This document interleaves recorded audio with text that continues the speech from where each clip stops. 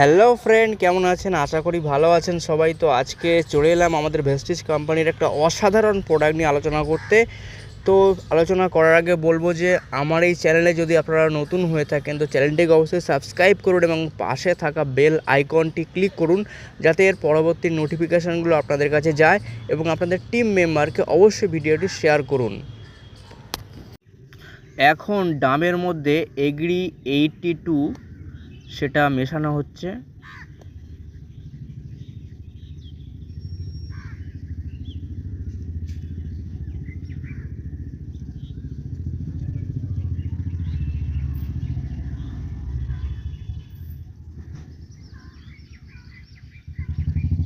এখন ডামটাকে ভালো করে ঝাঁকিয়ে নেওয়া হচ্ছে, নাড়িয়ে নেওয়া হচ্ছে, যাতে ভালো করে মিশ্রণটা হয়।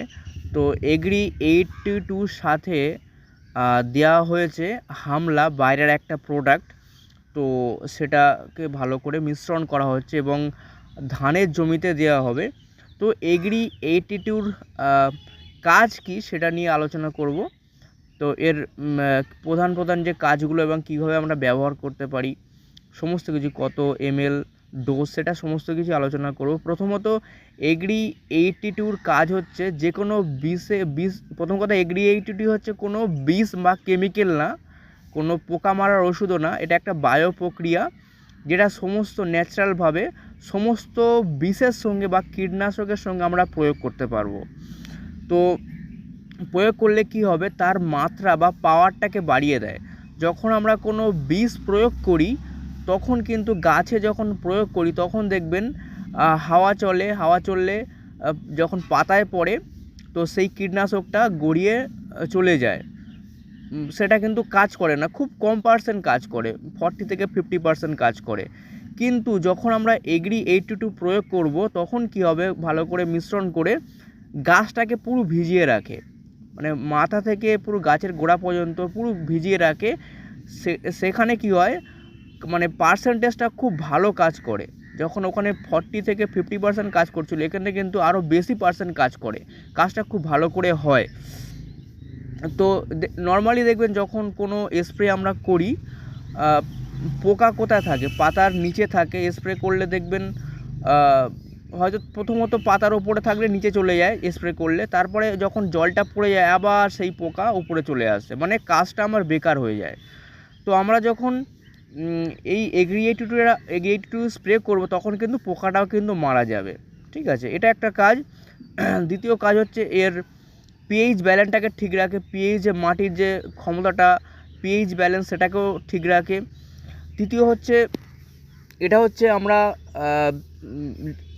যে কোনো ফার্টিলাইজারের সঙ্গে ইউজ করতে পারি। তো তার আগে মাত্রাটা বলে দেই। যখন কোনো আমরা স্প্রে করব, গাছে স্প্রে করলে তার মাত্রা হবে 15 লিটার জলে 5 থেকে 10 ml। এই যে ঢাকনাটা দেখালাম, সেই ঢাকনাটা হচ্ছে 5 থেকে 7 ml। তারপরে আমরা ফার্টিলাইজারের সঙ্গে ইউজ করতে পারি। ফার্টিলাইজার হচ্ছে যে কোনো সার আমরা যখন প্রয়োগ করব, সেটা হচ্ছে আমরা যখন প্রয়োগ করি কি হয়, সব জায়গায় পড়ে না, কিছু কিছু জায়গায় হচ্ছে বাদ পড়ে যায়। কিন্তু আমরা যখন এগ্রি 82 সাথে মিশিয়ে দেবো সেই সারটা 3 থেকে 4 ml প্রতি কেজিতে, তখন যখন মেশাবো, যখন জল দেবো পুরো সব জায়গায় গোড়াতে চলে যাবে, সেই সারটা কাজটা ভালো করবে। তারপর হচ্ছে মাটিকে ভিজিয়ে রাখে।